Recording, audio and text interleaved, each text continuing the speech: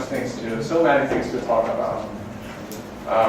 Mainly two things: the spherical coordinates and rigid rotator. But as you can see, this chapter is so huge and covers a lot of things. And I'm afraid I may not be able to cover everything today, but I will show put the slides on Thursday, so you can just download and see and self-study.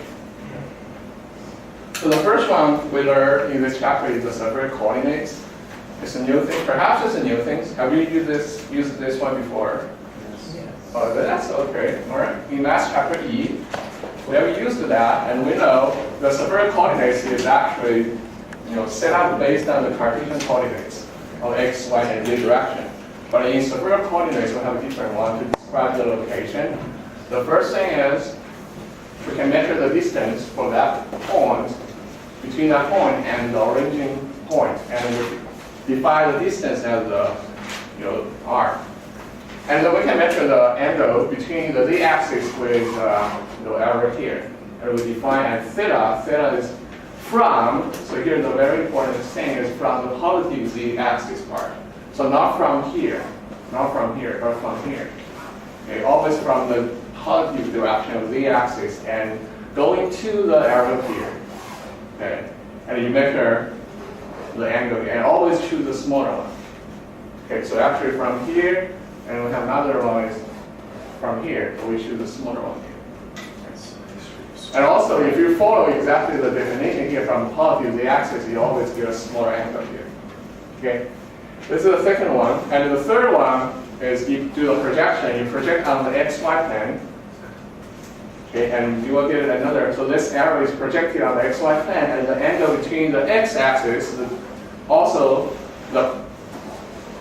from the x-axis, the positive direction, go anti-clockwise direction, and you get a phi here, and always go anti-clockwise. So when I learned the spherical coordinates, theta and phi were switched. Does it matter? It doesn't matter. It's just a notation. Okay. Yeah. But in the quantum mechanics and in the textbook and in all the slides, we will follow this definition. You don't need to switch it. Right. And based on this, we can write down, the coordinates for point A. Now it's no longer x, y, and z. We use r, theta, and phi. And then we know based on the definition, this r, theta, and phi, they have their own scope. Okay, they have some specific values we define as this. And we'll talk about that. This is useful if we want to write down the normalization or whatever probability in the future. When we deal with spherical coordinates, the bounds we actually change. Okay, these are the bounds for the three factors. And since you have used this coordinate before, so I believe you're quite clear about this picture, right? How you can change the position within the spherical coordinates and how you can describe with different factors. So here the factors are, in this video, is actually different from what we define, so I just write another definition here. So this gives you an idea like how we describe the location of the spherical coordinates. So always pay attention, like interested in the length here, and the angle is actually the angle here and the angle on the xy plane. Okay, that's the picture of the spherical coordinates. So in spherical coordinates, some of you may be wondering, so this is actually not quite straightforward compared to Cartesian coordinates. So why we need to use, or why we need to learn spherical coordinates? Right? Have you have the same question as this one? Did you find the answer? Think about those things. You have basketball. It's spherical. Our Earth, nearly spherical. It's not perfect, but nearly. Those are something we encounter every day. Okay? And there are some other things we talk in quantum mechanics. For example, rigid rotator. They also move in a circular motion. Hydrogen atoms. If we talk about electron cloud, it's also a spherical, like a shell, spherical shell. And all of those things, they have a common point is they have one center, and they are all center symmetric. Think about that, right? They are all center symmetric. They have a center, and it's symmetric everywhere, above the point. So because of this, of the center symmetry, for some of the systems, we introduce this one. And the spherical coordinates are pretty convenient to describe the location with something like that has center symmetry. Let me give you one example. For example, for Cartesian coordinates, Okay, think about now we have like a basketball. Now we want to describe a position on the surface of a basketball. And keep in mind, the basketball actually is a curved surface. It's not a flat one, it's a curve. Okay, with some curvature, and we have 2 points on the curved surface. So if we use Cartesian coordinates, we get x, y, z, x prime, y prime, z prime. But if I want you to find the relationship between x, y, z and x prime, y prime, z prime, you have to see how hard it can be. And you deal with the angle of the bending here, someone do a lot of transformation in order to find the 2 relationships. This is for Cartesian coordinates we use most of the time, which seems not quite convenient to describe the location of a curved surface. While this is a spherical coordinates, and you forget about x, y, z. Forget about it. Just talks about r, 2 r's, and theta and phi. So in this case, it's pretty straightforward because you can measure the distance between the 2. And that's the relationship. And it's pretty easy for you to raise the angle. So in another case, if you give a point here, I just need this one line. And I can give you r, theta, and phi, give you the position. You give me another point, I get another line, and I can easily get r, theta, and phi. But for Cartesian coordinates, well, I need to calculate this project on the xy plane equals y somehow. Okay, you see the advantage? So it's pretty good for describe something with center symmetry. Got it? And that's why we start to introduce the spherical coordinates starting chapter 6. Because chapter 6 talks about rotation. Chapter 7 talks about hydrogen atoms. They all have the center symmetry. Okay? Any questions? Okay. So in case you are not quite familiar or feel quite uncomfortable in spherical coordinates, we provide a transformation way for you to convert spherical coordinates to Cartesian coordinates and vice versa. This is called the Jacobian transformation. Okay. And I will not derive it. It's something for Cartesian coordinates you use x, y, z. In case you want to change it to spherical coordinates, x equals this one, or y equals this one, z equals this one. So actually it's pretty easy to derive from this figure or from the definition. And so for spherical coordinate to Cartesian coordinates. But people rarely do this. Most of cases do this. Okay. So if they encounter a spherical shell or whatever with the center symmetry, they start to convert Cartesian to spherical. But for this one, you convert to something more difficult to describe. And based on the experiment you will see, it's actually not quite easy to use. Okay? But for this one, it's okay. Just deal with some functions. So when we talk about spherical coordinates, there is something I want to emphasize that are different from Cartesian coordinates. Okay. The first thing is to deal with the infinitesimal volumetric unit.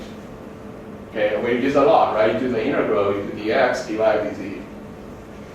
So if we talk about a 3-dimensional volume here in Cartesian coordinates, I'm pretty sure everybody is familiar with this expression. You only need to do dx, dy, dz, and that's just one cube. But for spherical coordinates, there's actually a different picture I'm showing here. And now the volumetric unit is r squared sine theta dr d theta dv. And the derivation, which I will show you in a handout. Yeah, I will not have time to derive here, but I will derive it for you. Okay, but the thing I want to emphasize is don't forget about r squared sine theta. Okay, the common mistake for you to make in this chapter and next chapter is when we ask you to normalize the function, you do r theta and phi part. And you know when you write d tau, right? Or sometimes when you convert to dr d theta d phi. And most of you will just write dr d theta d phi because you believe the same thing as Cartesian coordinates. In that case, you drop to the 2 terms, which you cannot get the correct answer. Okay, that's what I want to emphasize first. The second one is the Laplacian operator, which we will use in the Schrodinger equation. When we do the derivation, you need this one to understand how we get the hydrogen atom inert and wave function for each one. And this just convert Cartesian coordinates to spherical coordinates, and you get this one. But in case you really want to know how we can go through this one to here, there's actually one derivation, but we haven't shown in the, I believe it's not shown in the textbook. So I will also including a handout. But before showing you the derivation, this is just a warning from the author of the textbook. It involves a lot of things, and perhaps you want to do once, but never again. Why? This is just 1/3 part of the derivation. You still have another one on the top, another one on the bottom. It's just a middle. Okay? In case you really want to know how we go through it, I will provide this one derivation for you and go step by step, and to practice partial derivative, you will be. Okay? So we'll go back. So that's the same. So next time in chapter 6 and 7, when you see this expression, it's nothing new. Just a Laplacian operator. Another one, angular momentum operator. Now we're talking about angular something. We're talking about rotation. It's better to use spherical coordinates. So their operator can express in different ways. Just for you.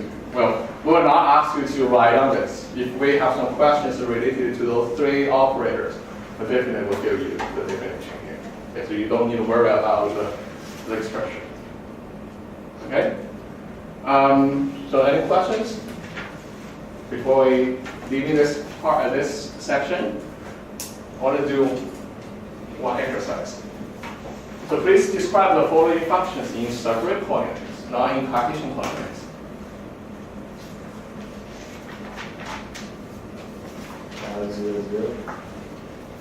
What is 0, 0? Describe it.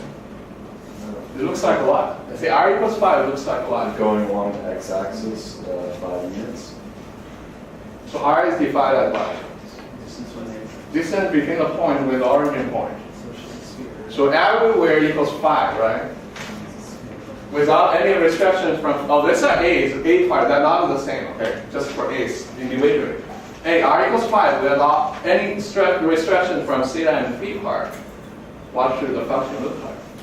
Radius 5. Well, radius is 5. So I mean, r is defined as the distance between that point with the origin point. Right? If this is the origin point, this is the point we want, so this distance is defined as r. And now r equals 5. No restriction about the angle, so it should be a sphere at least. With a sphere with r equals 5, it means everywhere r equals 5 is actually a what? You think about it? It's actually what? Called like spatial thinking in your mind. Circle. It's not circle.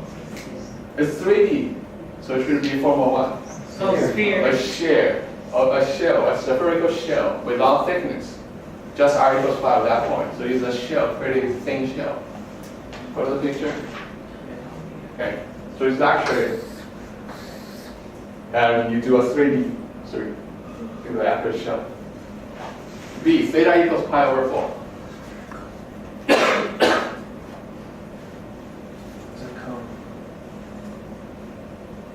So this equals how much degrees?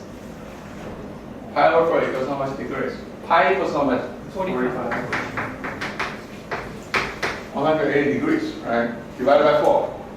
45 degrees. So theta equals 45 degrees without any restrictions from r and phi.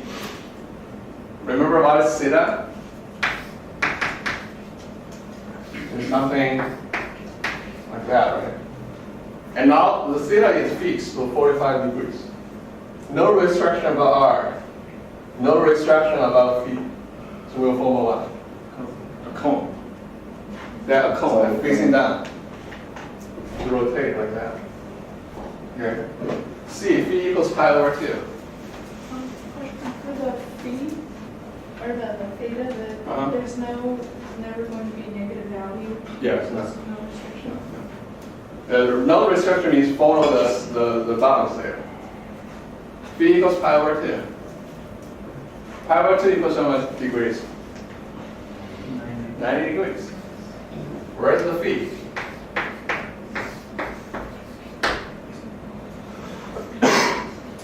phi is defined as if you do a projection, this is actually phi, right? You go anti-clockwise. And now it's 90 degrees actually this line, the y-axis. Yeah. I mean, the positive direction of y-axis. If you go here, it's actually not, right? It's not. It's 3 pi over 2. It's not pi over 2. So it's just this one. It's just a positive direction. But there's no restriction about r, no restriction about theta. So what do we get? It's like a semicircle plane. No circle. Well, This is a semicircle plane. semi-plane, right? It's a plane. So all the Oh, area here. Get it? So just the half of the YZ plane. I mean the positive part of YZ plane. So if we draw it together, it's like that. Okay, the first one, the shell, the spherical shell is r equals 5. The blue cone is the theta equals pi over 4. And then the yellow half plane is the function c. Okay, those are how you describe these spherical coordinates. Okay. Any questions?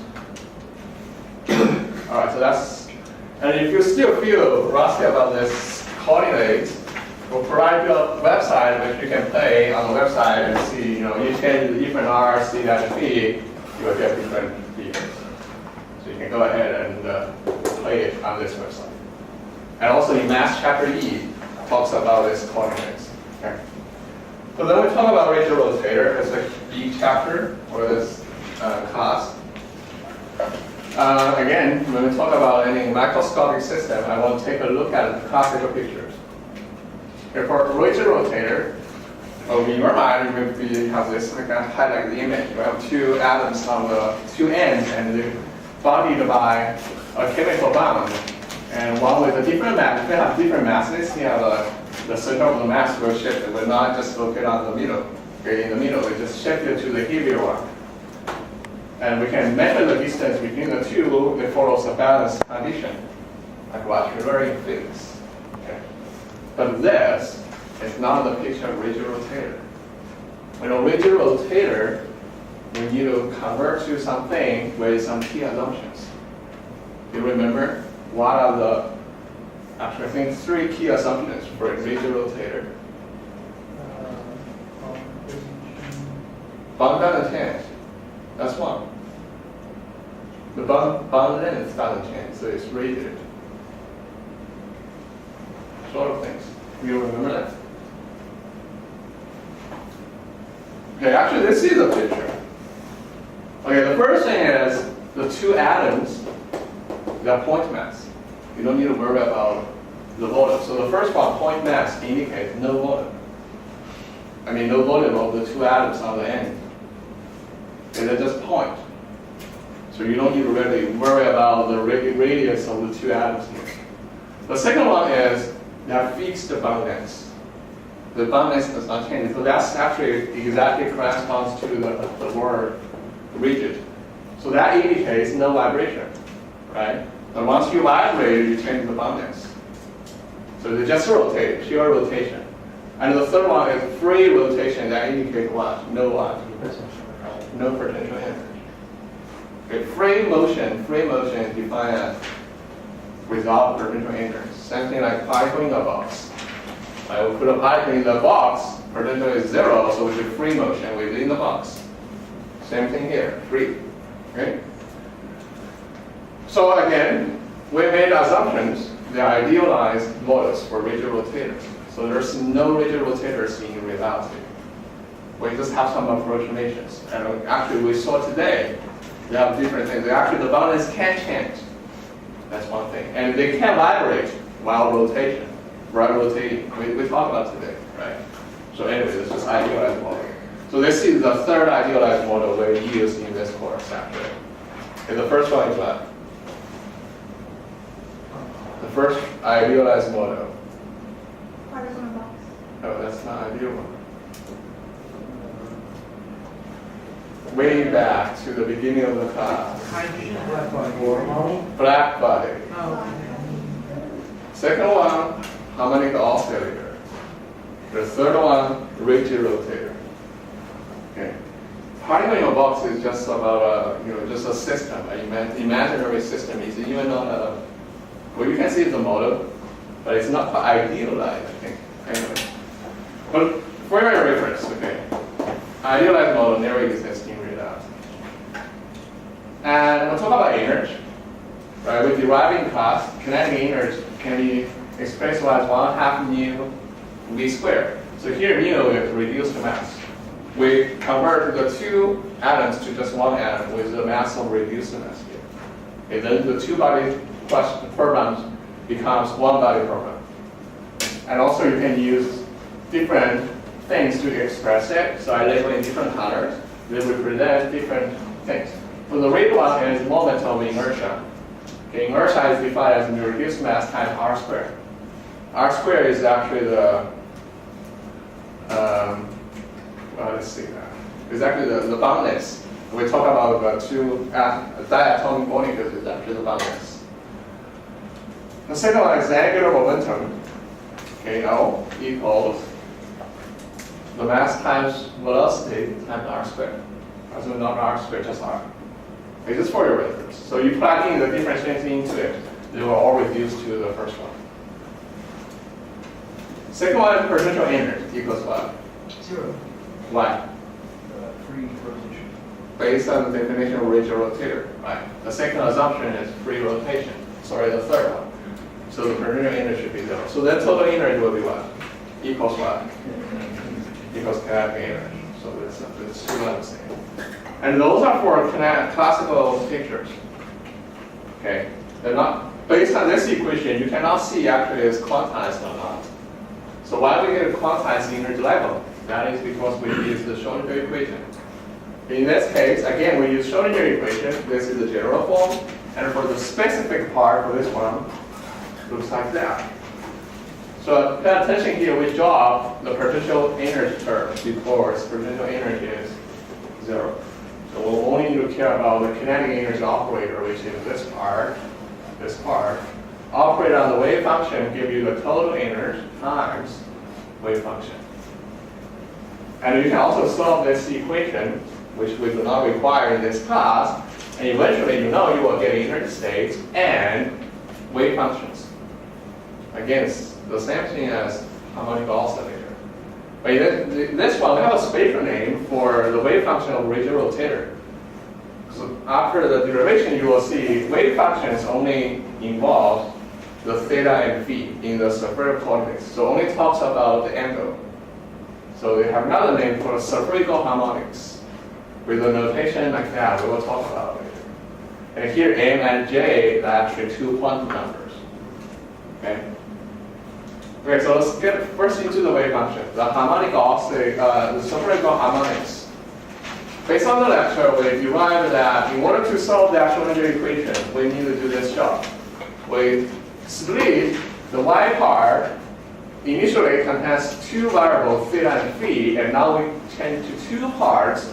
Each one contains one variable, and the product comes together. Okay, this is exactly called the separation of variables. Okay, in order for you to solve the Schrodinger equation, this is the work you need to do. And we will also use the separation of variables to solve the Schrodinger equation for hydrogen atom in the next chapter. So hopefully this will be familiar with for you. So the first one, the blue part, we can solve it, which is not required for the derivation. And this is just a conclusion. So the theta part is expressed as this. Well, it's pretty kind of scary. Right, the factorial and the p. So anyway, you don't need to worry about that. The p actually has its own forms, and some of them are pretty neat. So associated Legendre functions denoted as pj with m. So it actually depends on the two quantum numbers. And in your textbook, I believe, it will show you this form like that. Okay, this is the general form. Pretty complicated. Okay. But if you plug in different j and n values here, you will get something like that. And see, the first one is pretty neat actually. All right, and this, well, of course, you don't need to memorize it. If we need to ask you some questions, we definitely will pick something from here and show it to you explicitly. But you do need to memorize one thing is all those Legenda functions, they are orthonormal. Okay, they are orthonormal. So if you do the integral like that, you actually get a chronic delta function. And if j equals j prime, that's for what? J equals j prime. Normalization or orthogonality? J equals j prime. Is normalization or orthogonality? Normalization, right? If j is not equal to j prime, is 0. Okay. Anyway, so this one equals 1 does not mean the whole thing equals 1. Okay, but you can always normalize it, right? Normalize it. But here they are orthonormal, that's true. Okay. This is the setup component, and we have the phi component here in red. So it's still straightforward. This one is easier than the previous one. So you can actually solve it manually, and you get this expression. This one only involves one quantum number m, and we call the quantum number as magnetic quantum number m. Okay, by the way, before the J quantum number, in this chapter we call it rotational quantum number. So it defines the energy we will show later. Okay, but in chapter 7, it's actually different meaning. But they are actually the same thing. But in different systems, they have different names. But here, M, they have the same name as chapter 7. They all call a magnetic quantum number M. And we know M must be integers is the first thing, but also cannot be larger than J. Okay, I mean, the absolute value cannot be larger than J. So only give you a set of numbers like this. And based on this expression, can you tell me how many M we can have for each individual J? 1, 2, 3, 4, 3. I mean, for a given J, give me a general expression. With different J, you have different numbers of M, for sure. Oh, But I right. say in general, if we have J, Oh, j plus 1. how many M we have? J plus 1. Let's see. If J equals 0, it's just 0, just 1.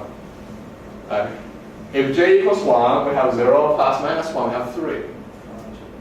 If J equals 2, we have 0 plus minus 1 plus minus 2, we have 5. You see the pattern? So it equals, if we have J, how many do we have? 1, 3, 5, next one will be 7, next one will be 9, 2j plus 1. 2J plus 1. This is the odd numbers. Okay, 2J plus 1. If I mean J equals 0, again, the first J can be 0. M equals 1. Okay, and the number of M is 1, and M equals 0. Because plus minus J, the largest one will be 0, so this will be 0. Okay. Here, magnitude of angular momentum, define as this. Okay, use the quantum number. Is square root J have J plus 1, H bar. And pay attention, the H bar is outside of the square root here. So it's not inside it, outside. So here I have combined actually two quantum numbers together. And we'll talk about some key things we can derive from those quantum numbers. Okay, we have to have M and J. So here, the first one involves J. Okay. The second one, magnitude of the Z component of angular momentum, LZ, involves M now. So it's just equals to M times H bar. Okay, so let's say you have J equals 0, your L will be H bar, and your Z component will be 0. Okay. So what's the meaning, actually the physical meaning of this one and this one? We just have the name here. So I show you a figure to help you understand it. So let's say this is the Z direction. So why we choose Z direction? Well, it's just convenient. It's just historical reason. They apply magnetic field. They always assume it's from the Z direction. It's easy for you to discuss. And we have angular momentum. Let's say angular momentum, is a vector. So we have some directions and certain magnitude. And here, without the arrow on the head, just indicated the magnitude. So just the length of this arrow. Okay. So then you can project this arrow on to the z axis. And then now the projection here is the z component of the angular momentum. But here we talk about the magnitude. So without the arrow here, it just means the length of the magnitude. Okay?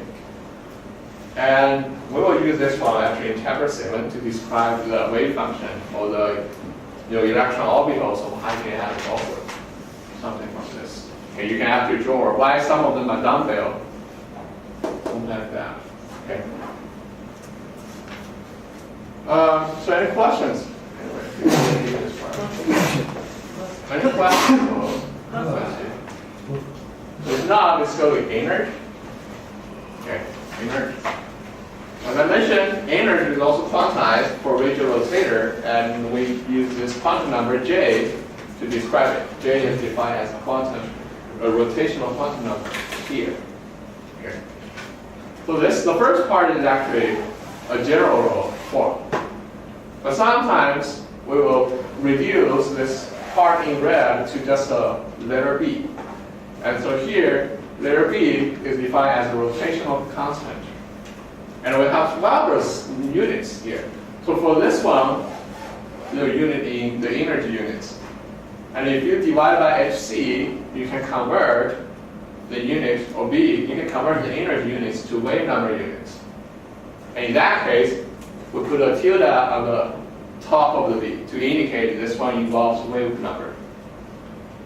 Okay, so if you say B tilde here, that simply means a wave number unit. So usually we'll choose centimeter inverse. And if you just say B, it can be hertz, can be energy units. It depends. I know that he was talking about how the wave number is the observable for the frequency. Can we also use like energy as joules and observable as well? Like in a physical system it is? Okay. But that's another historic reason is when the scientists they do spectroscopy, they would like to use centimeter inverse to label their peaks. It's not some like reasonable numbers like around 1,000 or just single digit centimeter inverse. We'll just use that. So some of you will say, oh, why not use meters inverse? Well, you can use that, but just due to a historic reason. Okay, sometimes they get a really ridiculous number unit in this one, but anyway, you don't need to really convert to meters inverse. You just keep like that. So this is a constant. So it's a constant, so it's actually only specific to the given molecules. So different molecules have different beat because they have different inertia here. Okay.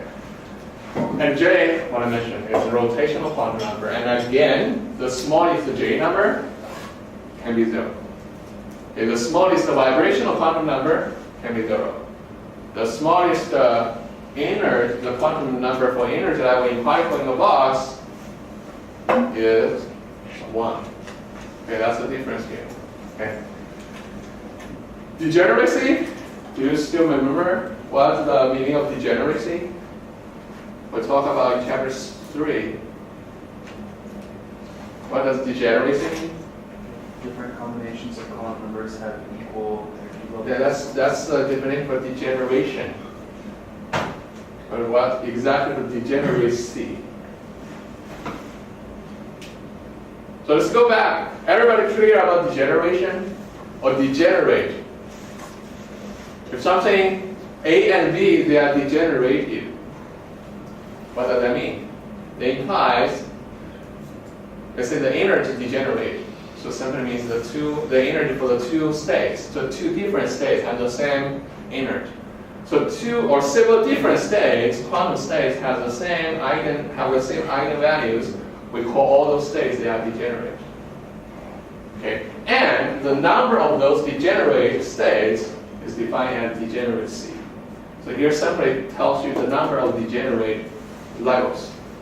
Okay, here I'll talk about energy. So here talking about the number of the energy states with the same energy as B times J plus J, B times J plus 1. Okay, so that's degeneracy. 2J plus 1. So keep in mind. We can derive it, but it's not required for the derivation. So everything here, if you want to really derive it, you may spend one day to doing all the derivations. So for this class, definitely it will only require you to memorize those conclusions. Okay, all this is just conclusions. Pure rotational spectroscopy, I want to talk about that. The first thing is when we talk about spectroscopy, we know this deals with transition. So if we say transition, it actually involves energy states. So for example, I can plot the E with different J values. So again, J equals 0 is the lowest energy level, also the ground energy level with J equals 0, not J equals 1. Okay? And based on the energy equation, you will see. So if J equals 0, what will E? So actually E0 is the 0 point energy, right? Equals what? 0. Now the energy can be 0. You plug in J equals 0, 0 point energy is 0. So now we have a 0 point energy. How about harmonic oscillator? 0 point energy is what? On half H here, it's not 0, but here it is. Okay, this does not violate the uncertainty principle. You can prove. Okay, this does not violate. But if the 0 point energy for a harmonic oscillator is 0, then that violates the uncertainty principle, and that's actually one of the questions in your midterm. Okay, but for this one, it's okay. But keep in mind, 0 point energy for a radial rotator is 0, so you can reach the lowest value. And I intentionally draw the energy levels like this. Okay, why? So we can actually calculate. You can plug in J equals 0, you get this first one, and you can plug in J equals 1, you get the second one, and you can evaluate the difference between the two. That's the energy gap. So if you do that, you will see the first energy gap will be 2B, and then 4B, 6B, 8B is getting larger and larger. It's getting larger and larger. So based on this figure, give me another example, or another microscopic system also has this inverse diagram. What system? I mean, the energy level getting larger and larger, larger and larger with increasing quantum numbers. I heard the right answer. Chapter 3. Particle in a box. So E is n squared, right? So it's getting larger and larger. So then we can evaluate. So let's see. Here's the part I want you to pay attention. It's a little bit confusion. So we talk about the energy gap between two adjacent energy levels is actually 2B, 4B, 6B, 8B. So here I want to ask you, what's the difference between the two gaps? What's the difference between the two gaps? Between the two adjacent energy gaps? 2B, right? What is this? 2B. 2B. So you see the pattern? It's not, the energy gap is not uniform. But the difference in the two adjacent energy gaps actually is uniform. They're all equal to 2B. Okay? So let's do the evaluation actually to see this picture. So we can actually derive it pretty easily. So the energy intervals, energy gaps defined as, I would denote it as delta E, is the energy of the upper energy level minus the energy of the lower energy level. So upper energy level and two adjacent energy levels. So one is J plus one is J. And we have this general expression. So let's plug in J plus 1, plug in J, and we get this one. And we do the evaluate the algebra, simple algebra you can get this one, 2B, J plus 1. Okay, so for this one, actually you plug in J equals 0, so you get 2B. The second one, you plug in J equals 1, you get 4B. Matches with the pattern. And also you see, the energy intervals for a radial rotator depends on the quantum number. And with increasing quantum numbers, delta E also increases.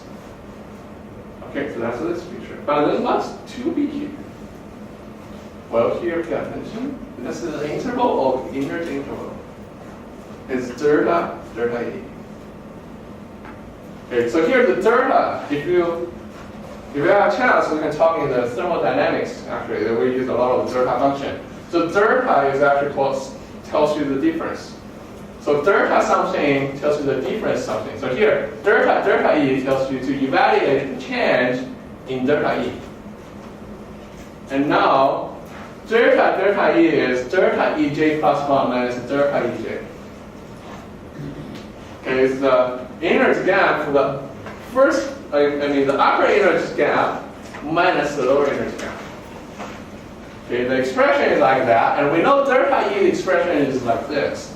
It depends on J. So we plug in J plus 1 here, plug in J here, and we do the simple algebra, we have to get 2B. And that tells you exactly the energy gap, the difference in the two adjacent energy levels are all 2B. Okay? And this just shows you the derivation. So Y, this one increases. Y, this is 2B for everywhere. Okay? That's improved. So based on that, spectroscopy, if we talk about pure rotational spectroscopy, it actually gives you a figure like that. Okay, if this is 0, the energy, first one is 2B, 4B, 6B. Why? Because the first transition from here to here, with the lowest energy gap here, will give you 2B. And the second one, 4B, will be here. 6B will be here. So those three lines, or more lines, they're coming from delta E. Delta is 2B plus times J plus 1. So those are the three numbers here. But if we measure the gap between the three lines, or 2B, so they're equally spaced. And this 2B actually coming from delta E we evaluated before. And that corresponds to the difference in the two energy levels here. Not energy gaps here. Okay, so that's why we call the pure rotational spectroscopy will give you equally spaced lines, like this. But we haven't talked about intensity. Intensity deals with some other factors, which is not required for this task. We talk about the peak position and the peak pattern here.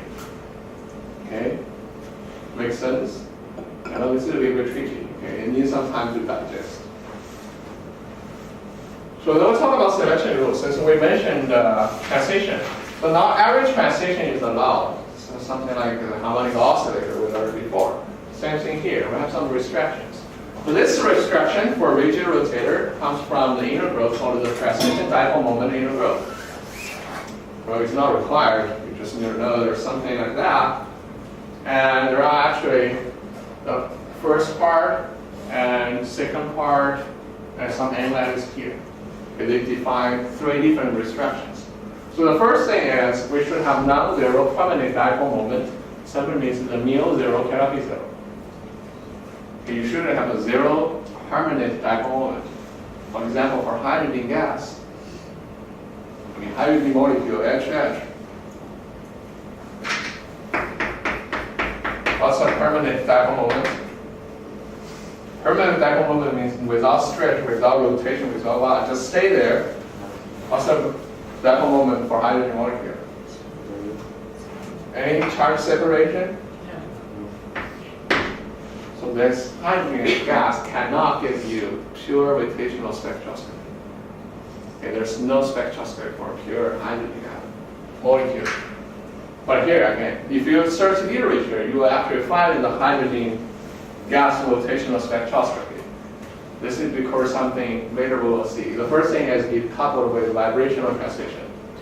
The second one is those things, the selection rules, we use some approximation. Okay, so in fact, it can break a little bit, but give you some pretty weak signals. Okay. This is the first one anyway. So we have two kind of diatomic molecules.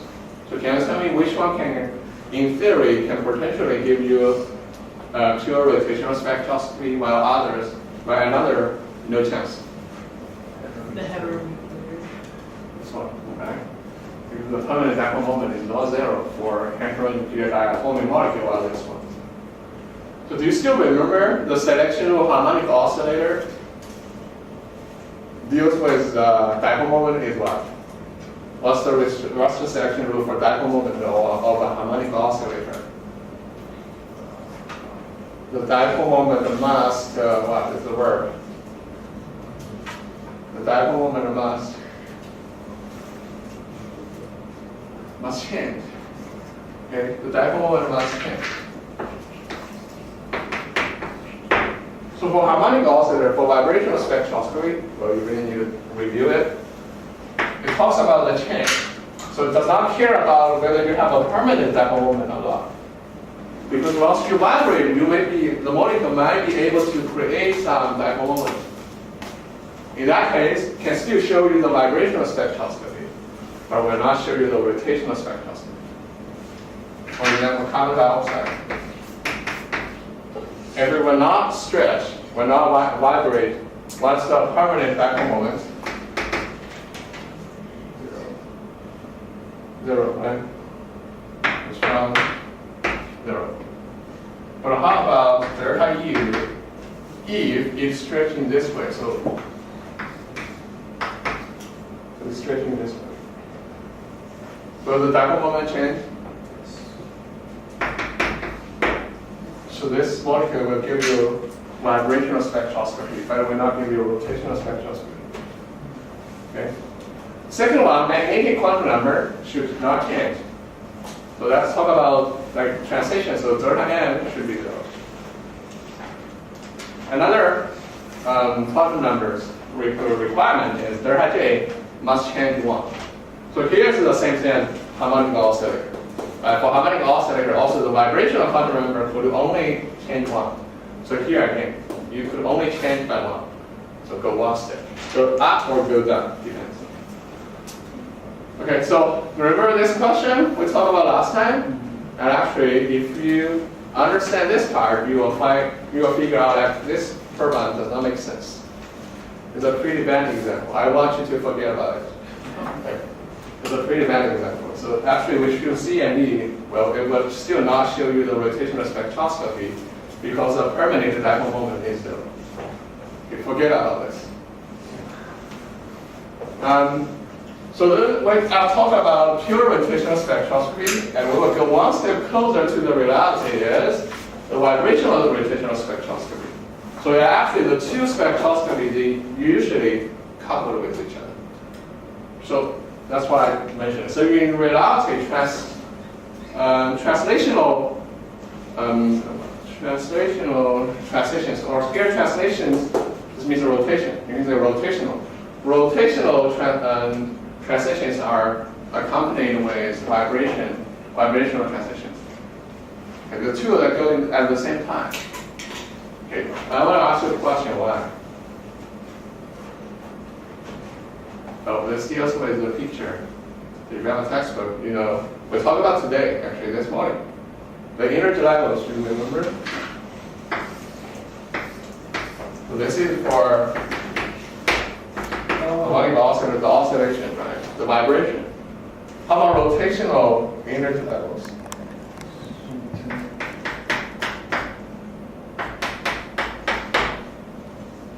So they what? Overlap. See that? They overlap. So this is the rotational energy levels. This is the vibrational energy levels. Once they overlap, you see that if we change from this level to here, that actually also involves the transition in vibration. Okay, because the energy gap for the rotational transition and the vibrational transition is not quite different. Okay, they're within sort of like close to each other, but not quite close. Still with 3 orders of magnitude difference, but still they can overlap because we know the energy gap for rotational energy levels we talked about before, they increase with increasing quantum number. So especially with large J's, they will have the chance to overlap with another vibrational energy states. Okay.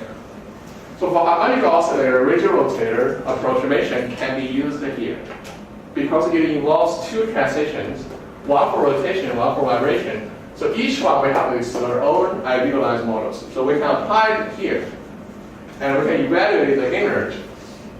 in energy units like this. So this is pretty easy to memorize if you want to memorize the equation. So the rate part actually is just the energy from harmonic oscillator approximation. And the purple part is what I talked before, is from the energy of a radial rotator approximation. You add them together, they'll give you total energy. And also you can, that's vibrational and rotational energy. And you can convert to wave number units divided by FC. So now everything with the tilde on the top indicates they have the unit of wave number. So here I want to point out is here, so we will use omega with the tilde. And in fact, the wave number we use in chapter 1 is nu tilde here, right? Well, this is again the historical reason. The scientists get used to use omega to describe the wave number here, so they change the nu to omega. But actually, they are just the nu tilde here we used in chapter 1. They are all wave numbers. Okay, so those are the two things. So by just looking at the two equations, they're nothing new. I want to use these two equations and let's derive the spectroscopy in theory. So again, sometimes because the two are coupled together, okay, you can say vibrational rotational spectroscopy, that's kind of long time, non-name, and some of them they use the row vibrational spectroscopy. So indicate the two spectroscopy, they always merge together. Okay. So let's see the energy levels, okay, energy diagram of a harmonic oscillator and radial rotator approximation. That molecule, let's say it's one diatomic molecules. Do you still remember what's the physical meaning of this parabola here? The what? The potential energy for vibration. Okay? And each solid line here is actually the both lines here we have two. They represent the vibrational energy states. So vibrational energy state, again, the ground state can be n equals 0. Here J, n equals 1.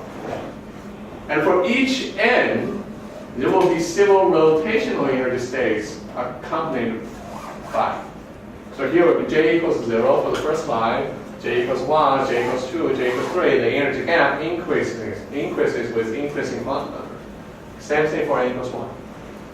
Okay, so this is the grand picture for the diatomic molecules and applies harmonic oscillator and a radial rotator approximation, and we get this energy level. The picture looks like this. Make sense? So I do not draw more. Actually, if I draw more, this rotational energy state will overlap with this one. But that will make this figure hard to tell. We will just pay attention to this similar states here. Okay. So the energy gap between the rotational energy states is the same no matter what the vibrational energy state is? You mean here? Yeah. So Depends on the J. Yeah, depends on J and for radial rotator. For a radial rotator, if the balance does not change. But once it vibrates, you will see actually the balance will change. Right, it will change. Yeah, but anyway, it's not quite obvious. You will see the real spectroscopy. It actually changes a little bit. Okay. So first thing in the spectroscopy we define as O branch. O branch corresponds to this transition. So from the same J, from the J to the same thing here. It can be J0 to J0, can be J equals 1 to J equals 1, can be J equals 2 to J equals 2. But anyway, I just want to say the delta J must be 0 in order to be defined as O branch. Delta J equals 0, this is the selection rule, right? Delta J must change by 1. So delta J cannot change by 0. So that's why I use the dashed line here to indicate this transition will not happen. Okay. But let's say, although this transition cannot happen, let's assume if somehow it happened. I want to ask you, what's the wave number for this transition? What's the wave number for this transition? You use the expression here.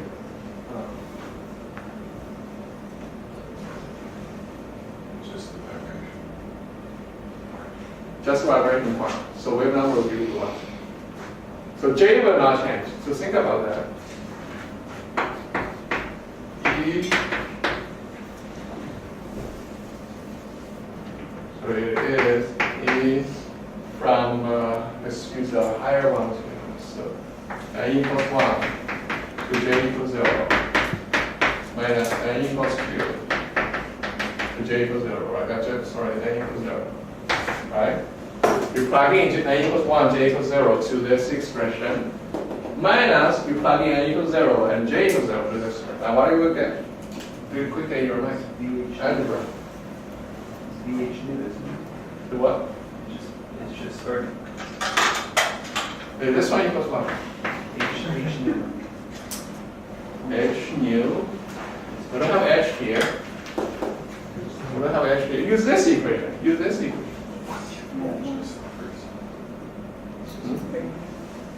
Can you do it? Give me some time.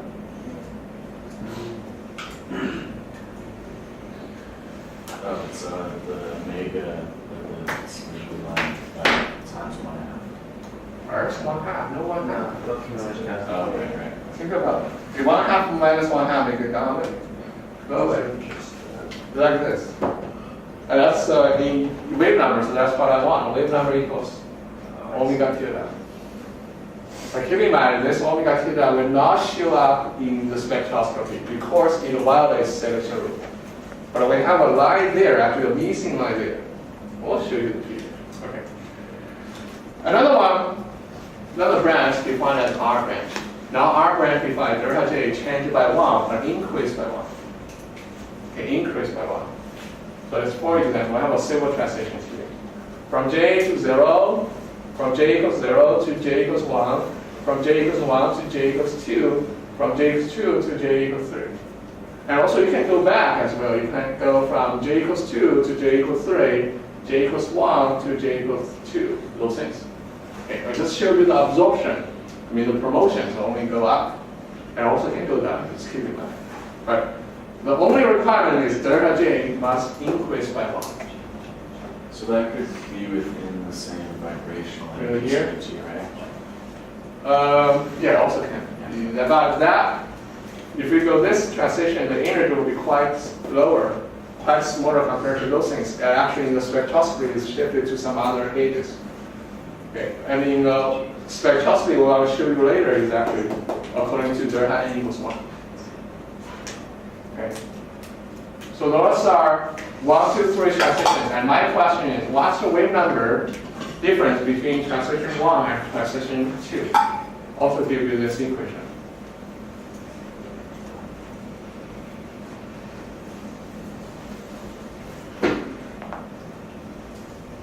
Well, again, you can plug in, for example, the transition 1, J equals 0, n equals 0. You plug in here, you get a 1e, right? And for the final state, J equals 1, n equals 1, you can also plug in, get another e. And you can evaluate the difference. Okay, this might be a little bit time consuming, but I just tell you the answer is 2b. Okay, the answer is 2b. And for every wave. Okay, not for every, so just for the 1 and 2. For 2 and 3 is something, plus 2b again. Okay? So we can actually kind of predict the transition, the spectroscopy. So the first one is we have a missing one with omega tilde. That violates the selection rules. And the second one is you get 2b shift. Okay, 2b shift. Because we're talking about rotational spectroscopy here. Okay, rotational spectroscopy here. So they are equally spaced.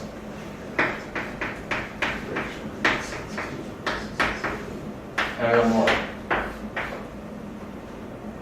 Okay. So why doesn't tilde or omega tilde factor in this one? Because we define wave number 1. Oh. Yeah, weird.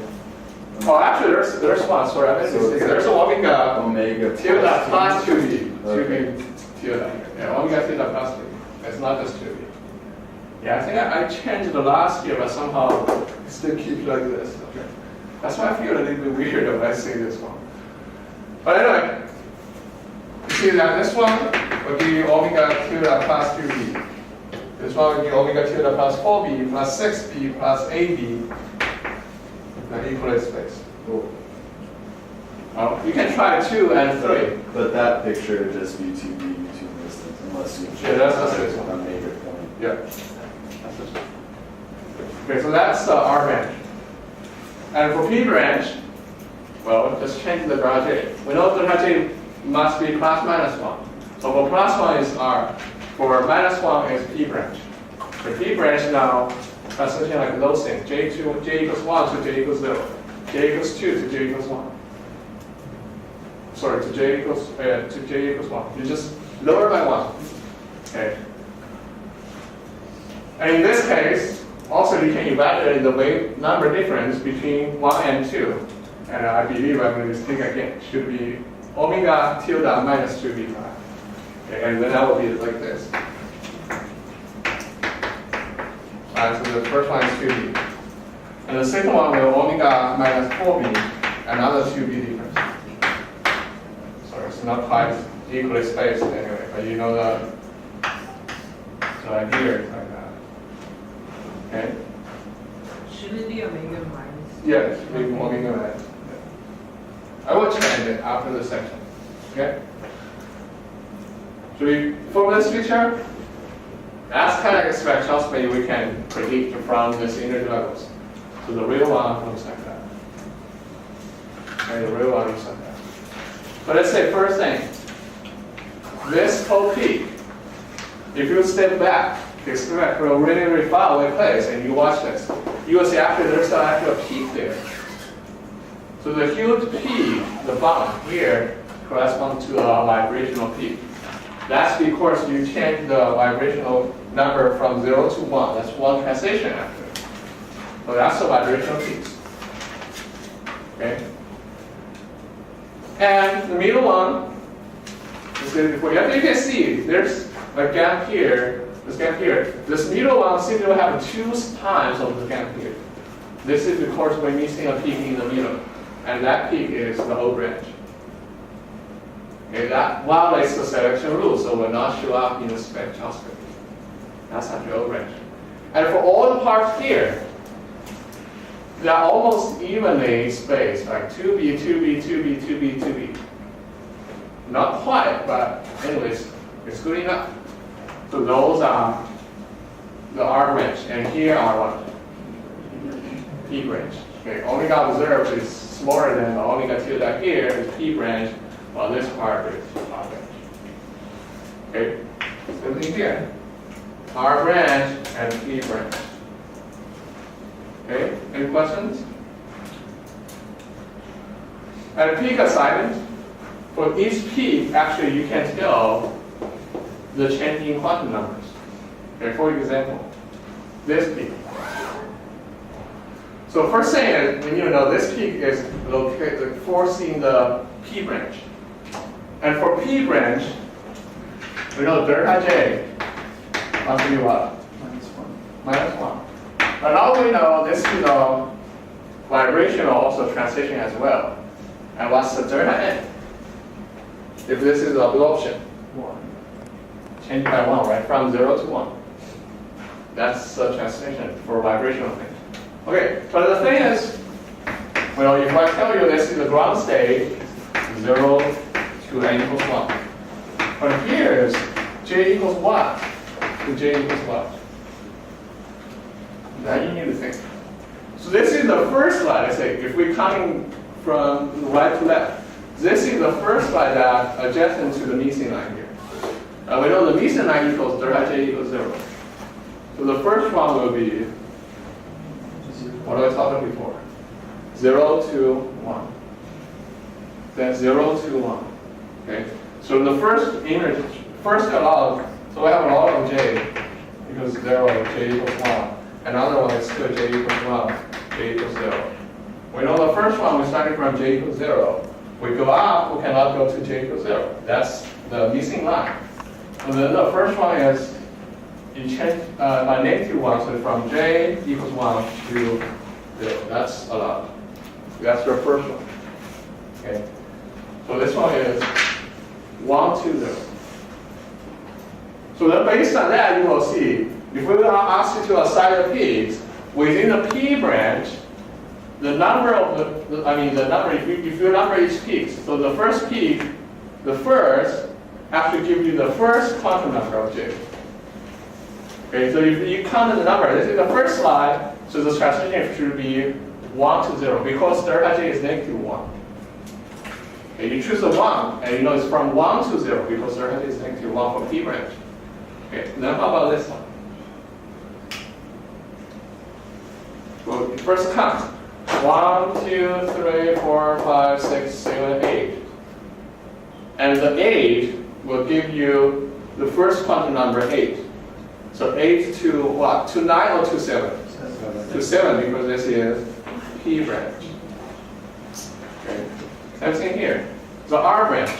The first line is a 1. But keep in mind, R branch corresponds to delta J plus 1 go upward.